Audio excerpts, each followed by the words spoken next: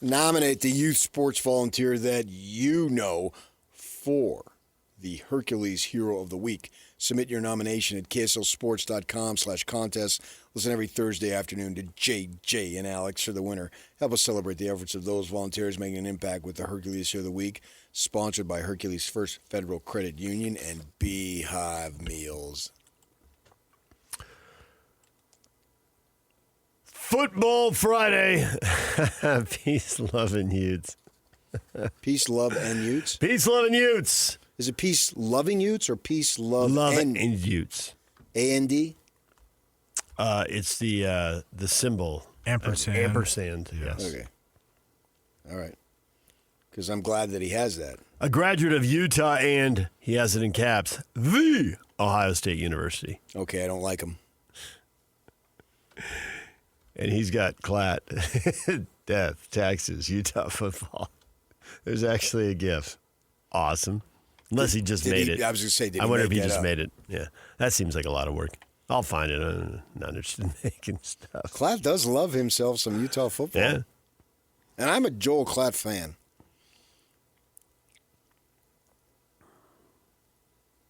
I love the fact that he is just the college football guy. He doesn't venture into any other areas. He's like the Yogi Roth of college football. Locked in. Yeah.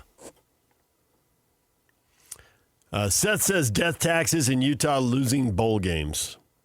Now, there was a time that they were like 11-1 on their Kyle Leonard bowl games. Yep. But when's the last bowl game they won? 17, I think. Is that the they've lost one five. I think they've lost 5 in a row. in Dallas? Yeah, and it was like that 20 degrees. That Heart of Dallas Bowl. And they were playing West Virginia. Playing the Cotton Bowl quarterback was out, and there was like 5 or 10,000 people rattling around on a foggy day. Yeah. And they asked me, "Well, you want to go cover that game? Do I have a choice?" Yes. No. I think it's like 16 or 17 is the last time they won one. And it's like 5 straight losses. No, that was it because they lost both the games. That was his sophomore year, and his junior and senior year, they were in the conference title games and they lost. And they missed 3 bowl games in there. 3 years they didn't play a bowl. So, Well, last year, and then obviously COVID. yes, they missed 2 bowl games in there. Yeah. They lost a Vegas Bowl, and they lost both the Rose Bowls and a Holiday Inn in Alamo. And there you go. And a partridge in a pear tree. Sing it.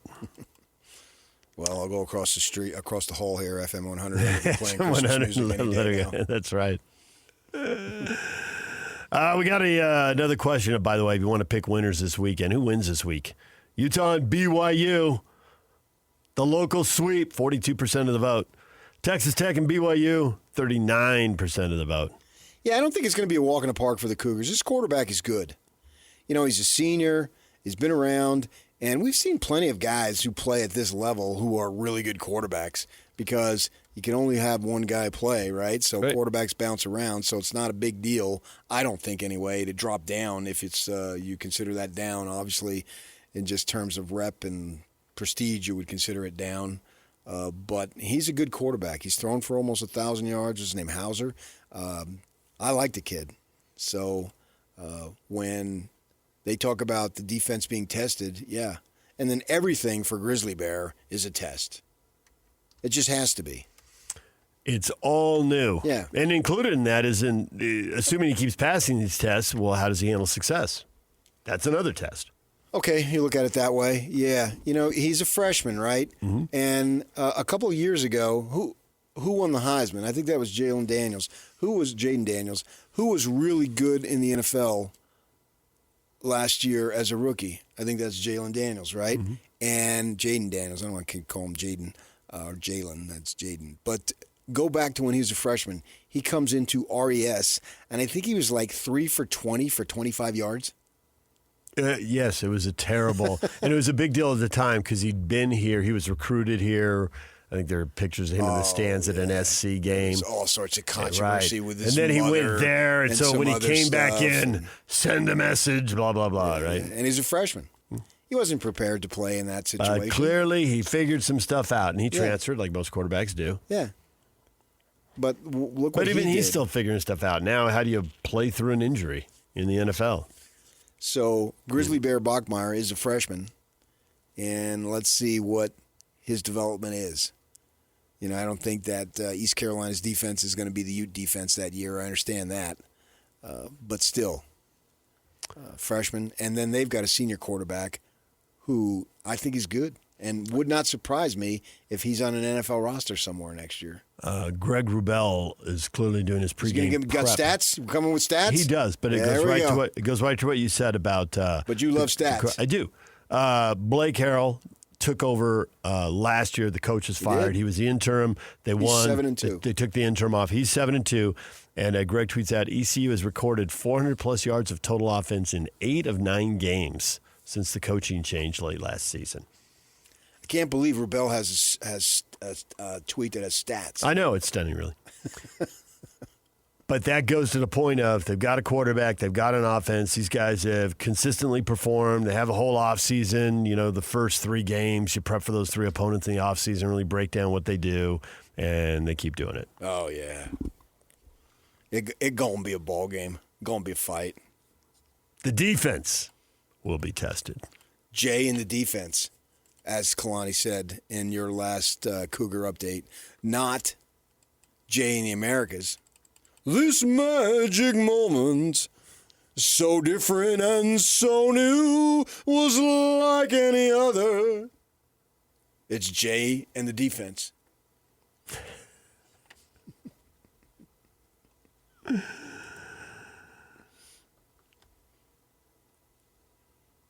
Okay. And then it happened. I gave you your time. You didn't take it. Aggie fans' feelings are hurt. Who wins this week? Utah and BYU, Utah and East Carolina. Only 4% of the people think the locals will get swept with Texas Tech and East Carolina. And Jack, U-State Iceman, I know Utah State's playing a game this week. Where are they on this list? They're playing McNeese. It's a money game. Not gonna clutter this. Got more faith in Bronco than that. You don't need predictions here, Jack. You know you're going to win. Right. They're playing Edward McNeese State. Get out of town. Look at the Aggies playing money games. They're big time. The first Here's time your $5 million. Get out of here. I don't think they're paying him $5 million. It's about 10 money games, I think, up there. Take your beating and go on out of here. So we'll get back to the Aggies in time. Give it another week. We didn't exactly break down Cal Raleigh Pomona or wherever the heck the Utes played last week or 2 weeks ago. Cal Raleigh Pomona. Yeah. They played Cal Poly. This is located in San Luis Obispo, but they've dropped it from their name. Oh. Why not? What, are they embarrassed to be in San Luis Obispo? I think they heard it's about a fine place. It is, and they heard about Cal Poly SOL, and they thought, we're going to change our name. We're not going to give Kinahan that kind of material to work with. Wrap it up, guys. We're changing the name. Well, suppose Pomona drops his name. Then we got no idea which Cal Poly you playing. Come on. Cal Poly Pomona playing D3 football. Well, what is I thought Cal you knew Raleigh everything SOL about, playing? I thought you knew everything about L.A. I asked you a D3 football question yesterday, and you looked at me and go, That's Azusa. I have no idea. You're like the Tribune. Hey, go do a feature on Brian Russell. You live there. Yeah, it was 90 miles away. It was a great idea. You ended up with a great story. Because I'm really good, and they never really appreciated it until I left. That part's true. You can't do Olympic stories. You're not good enough. Hey, I saw right here. For those who are on video, that was probably a little more fun for the folks on radio. Yeah, I came back with a dynamite story. One of the best ones I ever did. So, but yeah, Aggie fans, we will give you your due, just not this week. We have Bronco Mendenhall on every Monday. And there will be intriguing games down the road now. And then you get 3 hours of Aggie talk every midday. That's right. Well, not 3 hours. 4? Maybe, Is it up to 4 now? 2.5, because there's going to be at least 20 minutes of food and 10 minutes of Idaho. Oh. But 2.5. Okay. All right, football fans, finish this expression. Death, taxes, and... Dan says Utah fans thinking they're better than they really are. The team or the fans? Utah fans. Right. Do they think themselves are better than they really are when they're really low class? And the guy responds, yeah, almost no other fan of any team ever thinks that. You don't. I've overhyped teams You can't before. even beat the 62. You'd rather the Padres play the 62 Mets than this year's version. And you're not even sure they could beat the 62 Mets. No, they could, because 62 Mets be. That's the old Larry Bird line. Larry, could Kobe thinks he could beat you. Oh, probably. I mean, I'm 50 now. Run a bunch of 90-year-old guys out there. So I don't know that every fan base, every fan base has those fans, no question. But what percentage of Ute fans think they're better than they really are? I wonder what percentage of you fans right now really the stomach is grumbling. They're super tense. I don't know. This is it. Don't want to start 0-1. Oh, I think it's a high percentage. I think there's a lot of respect towards Texas Tech. If you've been listening to us, you know the money that they pumped in. Watch this. Pay attention to softball last year. They $1 million pitcher that they rode all the way to the best 2 out of 3 final. Stanford. Yeah, and it rode all the way to the College World Series final. Last 2 teams standing, best 2 out of 3, and they got to Game 3. Yeah, right. And then she had to spin it that no, she's very comfortable in Lubbock, and that's it wasn't about the money. Yeah, right. I don't believe you. Had to be at least a little bit about the money. And good for you. I would have done the exact same thing. Why would I want a Stanford education when I can get a Texas Tech education and $1 million? And then they're going to re-up me to come back. For another $1 million. Yeah. All right. Right. Good for her. That's a nice little amount of money to start your work life when you graduate, to do whatever you're going to do. Hopefully she uses that money wisely. DJ and PK, it's 97.5 The Zone.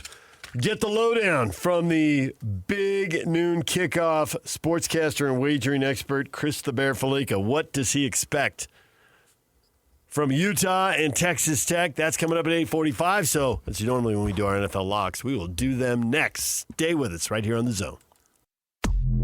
This is Jake Scott and Ben Anderson. Gail Miller always used to use the word stewardship. I used to hear that a lot. And I like that kind of concept because sports franchises do mean more than just businesses. They mean more to the community. They mean more to the members, all the things than just businesses. Sure. We're not doing restaurant talk radio at kslrestaurant.com. Right. You know, people are passionate. They're loyal. It hits different. And I do think that you owe it to your fans to run it correctly. That doesn't mean you have to rattle off a zillion championships. No, of course that not. doesn't mean that you have to have ultimate success all of the time. That doesn't mean any of that. That means that you kind of owe it to be a good representation of the community. So many people, the only thing they know about Cleveland is their joke football team. Hear Jake Scott and Ben Anderson every day from 10 to noon on 97.5 The KSL Sports Zone.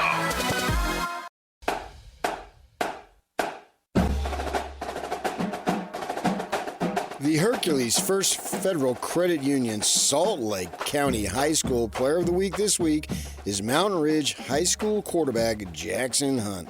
Hunt passed for 380 yards and 5 touchdowns while rushing for another score in the Sentinels' 49-15 rout of Copper Hills. Don't miss the KSL Sports Game Night Live Game of the Week this week as the Bountiful Redhawks take on the Woods Cross Wildcats. Catch the action. Is that tonight? Catch the action tonight on KSLSports.com, the KSL Sports app, or here on the KSL Sports Zone.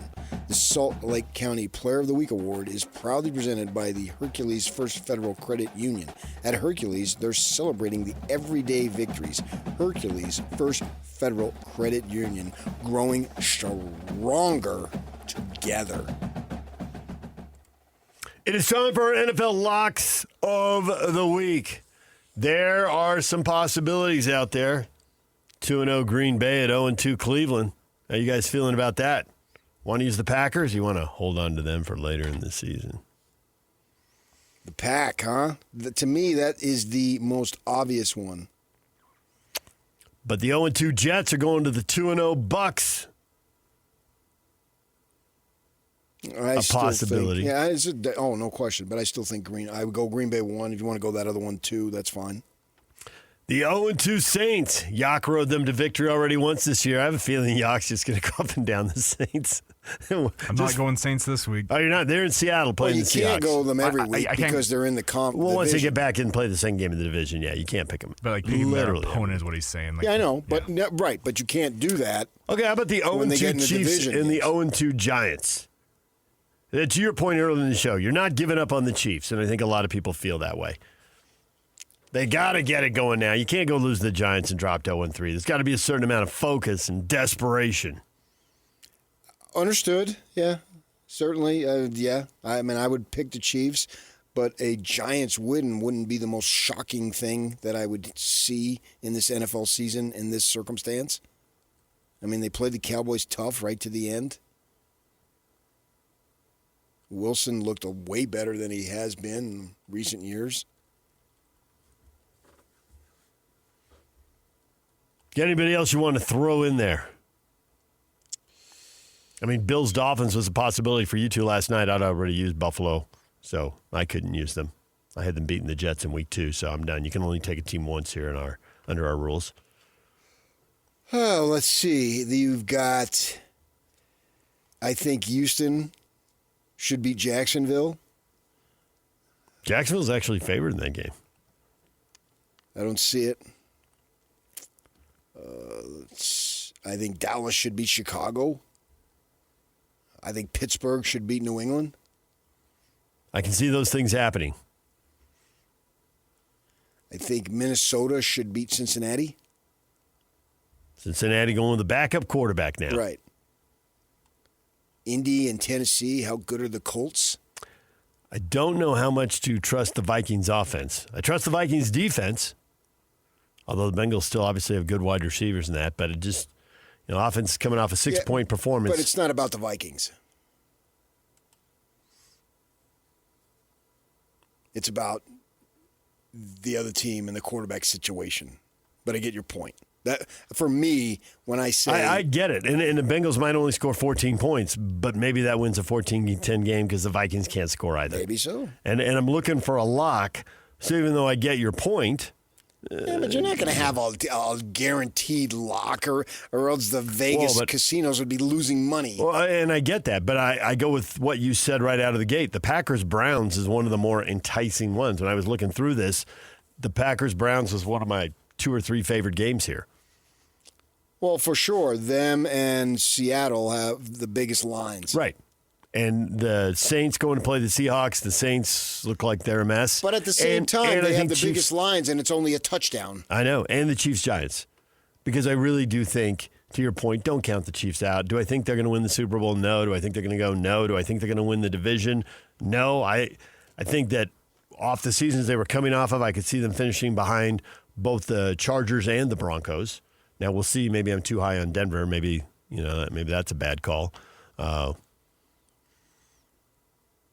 But I don't think the Chiefs are falling off the table here and going 4-13.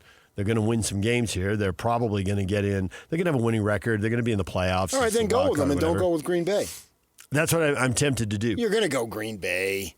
You know you are, so stop it.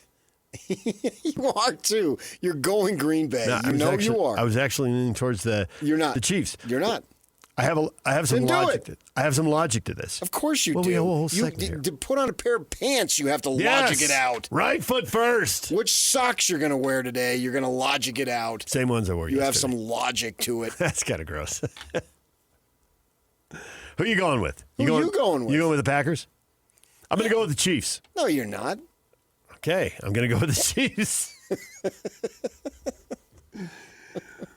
No, you're not. Because there's nothing that prevents us from having the same team. No, absolutely not. I know, I'm telling the listeners. Right. What do you got, Pick whoever you want. I am rolling with Baker Mayfield and the Tampa Bay Buccaneers, extending the Jets' misery. I like it. That's where I was going. Something tells me save Buffalo, save Baltimore, Bingo. save Green Bay. Yep. Okay. I don't know why, but it just seems like you're supposed to do this. And I haven't figured out. Like, you went right for the favorites early. And I thought, well, what's wrong with that? That seemed, anything you do, I want to say is stupid. So let's get that understood. And I thought, oh man, he's going to the favorites right away. Why do that? But now that I've thought about it, well, why not do that? I would feel stupid if I had a favorite right there that I knew was a lock and I lost over here in week 1. I understand that. And that's but what why did to are me. we saving the better teams? Yak and I are both doing it. Right. And I'm wondering, why am I doing it? Why am I saving Green Bay? And I think there are 5 teams right now that they're going to win at least 12 games. They're going to. And so you've always, when you're in a pinch, I think what Yak did early on is to identify a couple teams that are terrible. Like, they are just not going to get done. So there's less risk there. You seem to play with fire a little more. But we've all won both our 2 picks out of the gate. And the reason I'm picking Tampa Bay is Justin Fields is out with a concussion for the Jets, meaning they are going to be already at a disadvantage going head-to-head with Tampa Bay.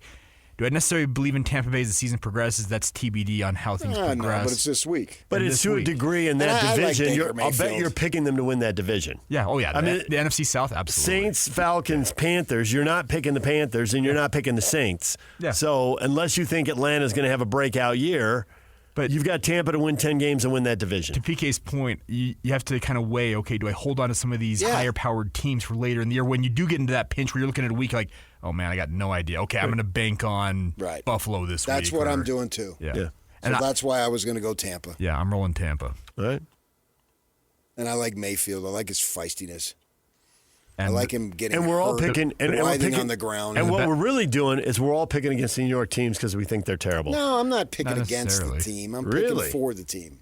And the reason why I'm picking, they're wearing the creamsicles this weekend. Let's go.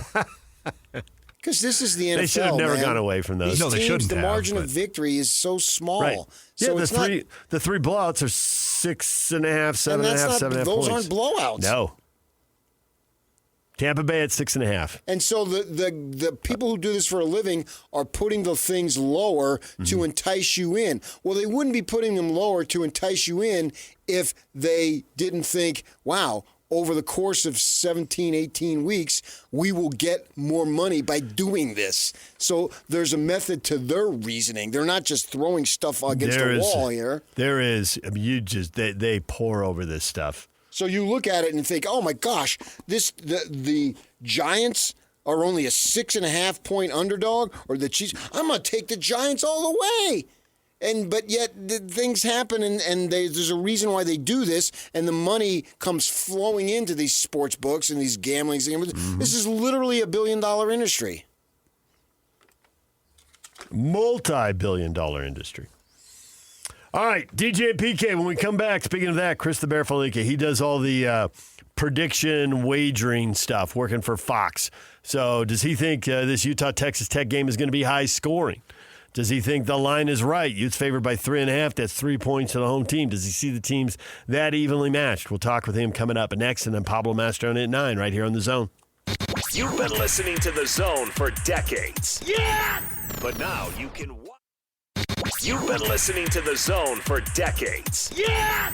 But now you can watch the guys break down your favorite teams. Some viewers may find the following video disturbing. Viewer discretion is advised. Catch the video stream of DJ and PK, Jake and Ben, Hanson, Scotty, and JJ and Alex right now at KSLSports.com or by searching KSL Sports on YouTube. Utah's best sports radio is on air, online, and on the KSL Sports app. This is 97.5, the KSL Sports Zone. DJ and PK, we're joined now by the Bear. Chris Fallica, you see him on Fox Sports, talking wagering on the big noon kickoff. Chris, good morning. Good morning. What's going on, guys? How are you? Well, a couple of 3-0 nationally ranked teams are getting ready to square off, and everybody here is pretty intrigued because these first 3 games have been pretty much a foregone conclusion. So now there's some real drama, and I guess the first question for you right out of the gate, do you think this is a high-scoring game, a low-scoring game? What are you expecting, and why? I am expecting a lower scoring game because I think what you're going to see from Utah tomorrow will probably be a lot of running, a lot of complementary football, a lot of using what we've seen so far, a lot of using Dampier in the run game with his legs to try and keep that high-powered Texas Tech offense off the field. I was talking with Joe McGuire on my show earlier the week, and they've been really happy and pleasantly surprised, over-surprised at how good their front has been. So I mean, I don't think it's going to be easy to move the ball up and down the field, but I think what Beck and Witt and those guys are going to be planning on doing is to just try and help their defense out by shortening the game, extending drives, and keeping Tech off the field. And that's something certainly that they can succeed in. It's funny because I was super high on Utah coming into this year, and now you talk about 3-0 teams and foregone conclusion, like what they did to UCLA. I was like, oh my God, they're better than I thought they would be. And now you see what the Bruins have been in the last couple of weeks. You're like, do I want to pump the brakes a little bit? So yeah, a lot of intrigue tomorrow. I'm looking forward to seeing it. I think that's a safe bet as far as what Utah's trying to do offensively, because I think that Kyle Whittingham has built a lot of his success on the ability to run the ball and play solid defense and special teams. So I completely see what you're doing there. How about Texas Tech's philosophy on offense? What do you think McGuire is going to want out of his guys? I mean, they're certainly going to want to just ball, tempo, a lot of plays. They're interesting because they're a team that had a big injury at running back early in the year, and I don't think they really knew what they were going to be able to get out of the running game. But Morton is someone who gives them a lot of experience at the quarterback position, being a veteran guy. He's seen kind of everything that can be thrown at him. I expect them to get as many plays in as possible, and now they've kind of used those three different backs to kind of fill the void. But again, They're interesting because I don't think they've really played anybody. Oregon State is just an atrocious team, but it'll be curious to see. I mean, they've got a bunch of different looks, a bunch of different formations, and 5 or 6 different targets there in the wide receiving game. It's certainly going to make it a little bit difficult on Utah to defend all those guys. But I would expect kind of Utah trying to slow the game down and Tech trying to speed it up as much as possible. This game has intrigue for multiple reasons, and I'm curious, when your staff is sitting around, how much of what is said on the air do you already know because you're all talking about the game all week long, and how surprising is it? And if you do know, can you kind of not give away all their takes, but kind of assess like the group think, the general thoughts of this group as they get ready for the game? Yeah, I am not part of the game production meetings with the teams and the coaches, so I can't comment on that. But from my past experiences and talking with the people who are, I think that's the balance and that's the trust of everything. I think when you develop a good relationship with the coach and a program and a player and an SID, it's like, okay, give us the real stuff. Let us give us a heads up. And once they realize that you've got their back and everything that they tell you is in confidence, it makes for a better relationship and a better broadcast because you can kind of prepare for it and say, here's what they were thinking here. Like there's some coaches out there that just will blatantly lie. We had an incident a few years back with Oklahoma Baylor game where CeeDee Lamb just didn't play, and we were led to believe that he was going to, and we had heard he had a concussion and wasn't going to play, and oh no, he's good to go when he's dressed on the field, and then you see the game start, helmet off, he's not playing. So it's good when coaches have that trust factor with whether it's Joel and Gus and Jenny or Kirk and Chris at ESPN, like to be able to have that relationship and get the real stuff. Everyone benefits. How fun is your job? Is it a job? No. Exactly. That's what I always say. Like, it beats a real job. Like I go to a college football game every week, and I talk about numbers and bets and the sport and the college football playoff rankings, and go to great restaurants and talk to people from throughout the country. It's great. I think that's part of what I try to exude to people is that I'm just an average sports fan like you out there. I'm just fortunate to be able to have a platform to be able to talk about it. Like will there be a point in the year when I'll be sitting there at Detroit International Airport and my flight will be delayed however long, and I'm gonna miss a connection or whatever else? Yeah, that comes with the territory. But my week, I'll forget. I wouldn't trade it for anything, to be quite honest with you. How did you end up on camera doing this? Yeah, well, a few way back when, on my college game day era, the producers and Kirk Herbstreit and Chris Fowler always knew, like in the meetings that you were just talking about as well. Like I was always very passionate and had a good note or a number or a take, and they knew I was involved in the betting lingo, in the betting world.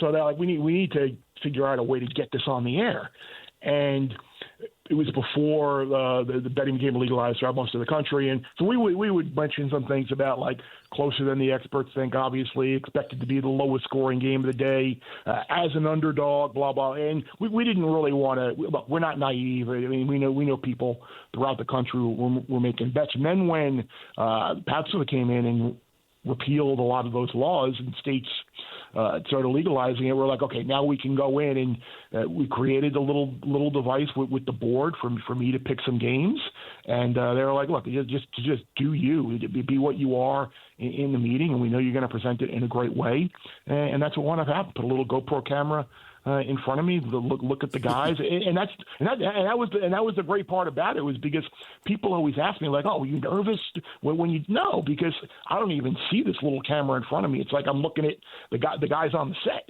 So it was a good thing, and having the device and be able to throw those little magnets on the board of logos that none of the guys ever really knew what the hell they were anyway was fun, and hopefully it's come across. And then with the podcast with Stanford Steve, and now the Bear Bets pod, it's just kind of taken on a life of its own. Yeah, it certainly has. There's no question about that.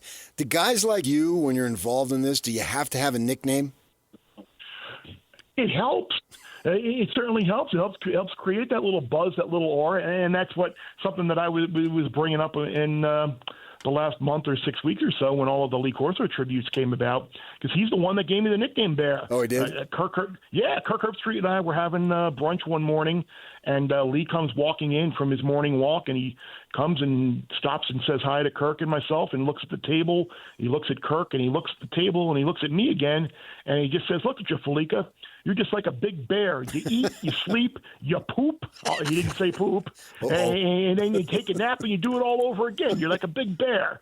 So ever since then, I've been the bear. That'll do it. You don't focus on just the one game, so I'm curious across the Big 12 as we try to figure out all these teams, if you have any strong feeling or vibe about anything that's going to happen in this game, high scoring, low scoring, winner, loser, upset, whatever. SMU, TCU, BYU, East Carolina. The ASU Baylor game is big. You got any strong feelings about any of these games? I like ASU. I like ASU getting the points down there in Waco. I think if they could find a little bit more of a running game. I mean, that was an inexcusable way to lose that game in Starkville a couple of weeks ago. And I think Leavitt's got that little bit of edge that makes him very, very difficult to beat in a toss-up type game. I like ASU plus the points. I was a little surprised that TCU was that big of a favorite over SMU. I know SMU and Rhett's got a bunch of injuries that they're dealing with, mostly on the offensive side of the ball, but I know Hoover put up some big numbers, but should they be a touchdown favorite, north of a touchdown favorite over just because they beat a bad North Carolina team? Like, I don't know about that. If I had to take a look at that game and you were in a little pick-up pool this week or a contest, I might take a look at taking SMU plus the points in that rivalry game. How much of the, I don't know if the word's enjoyment, but maybe the success of the show each week that it goes is due to the fans getting into it? A great percentage of it. Without fans getting into it, it's a completely dead atmosphere, and it's a show that we could do from inside a studio. I think that's part of the what made College Game Day great, and then people saw that, whether it was inside the NBA, Big Noon Kickoff, creating their shows and taking them on the road and getting the fans involved, and it creates a little bit of a connection between the on-air personnel, whether it's Rob and Coach and Mark and Matt and Brady and me or whomever else. You get out there before the show, during the show, after the show, and it's interaction. And people get to see themselves on TV when they get home later in the day, and it's kind of cool. And it just personalizes everyone a little bit more, and it just kind of builds the excitement. Like you go back and look at some of the shows that were in. Like, talk to those guys now about, could you guys remember when it was 2019 or whatever, and we were just sitting in the studio? How boring that was. Now we're out at a game, watching a game, and just enjoying the fans. And it's a totally different world, and I think any of these networks that have these shows and go out there and do it,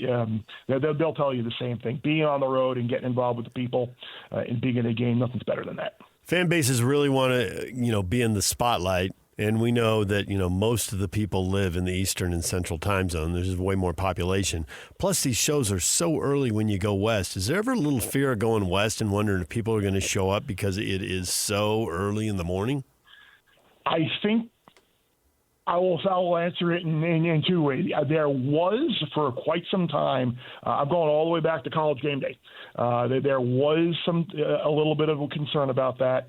And then finally in 1998, Game Day took the show to the Rose Bowl for UCLA, Oregon, and people showed up, and it was a great game. And it was like, see, kind of told you that they would show up. And then there was an era. There was one year where Game Day was in Oregon, I think 3 times, and went on the road to SC a couple of times. I think they understood that the games out west, those fans matter, and those games were good, and those programs were good, and they deserve to be showcased. Of course, there was a little bit of concern, but once you get out there and see it, I think the concern was absolutely alleviated. I think now the issue with Big Noon, and this is why what Utah and the Big 12 and Texas Tech, but playing this game at 10 a.m. Mountain is a great thing for us, because it can kind of prove that people are going to get out there early and do it. I try and relate that to my bosses here now at Fox. Like, hey, we shouldn't be afraid of going to Oregon. Trust me, I know the kick is going to be whatever the kick is going to be, but don't worry about the show at 7 a.m. Pacific. They're going to be there. They showed up at 6 for game day. The extra hour there, it's not going to matter. The fans are just going to want to be introduced to a new show and new people and be excited for their game later that day. So I think the whole noon kick dynamic with Big Noon, it kind of creates a little bit of a challenge in getting the show out west as much as I would like it. But hopefully this will begin to turn some corners between this week and what we did last year with BYU. Chris, we appreciate the time. Good luck tomorrow on the air, and may the picks all break your way. May the ball bounce your way. I appreciate that. All right. I appreciate that. Thanks for having me, guys. Right. Appreciate you. Have a great weekend. Chris Fallica, the Bear, Fox Sports sportscaster and wagering expert. That's funny. Lee Corso walks up to a table. You can totally visualize that. You've traveled so much. You're sitting there eating with one person, somebody else wanders in, and they just look at him. Yeah. You eat, you sleep, you poop, and then you do it all over again. What else is there in college football season? There it is. All right, DJ and PK, it's Pablo Mastroeni, RSL head coach. Next, they got to win 4 out of 5. They got to bounce back against the same team that just took them apart here in Utah. We'll talk with him about that next. Stay with us.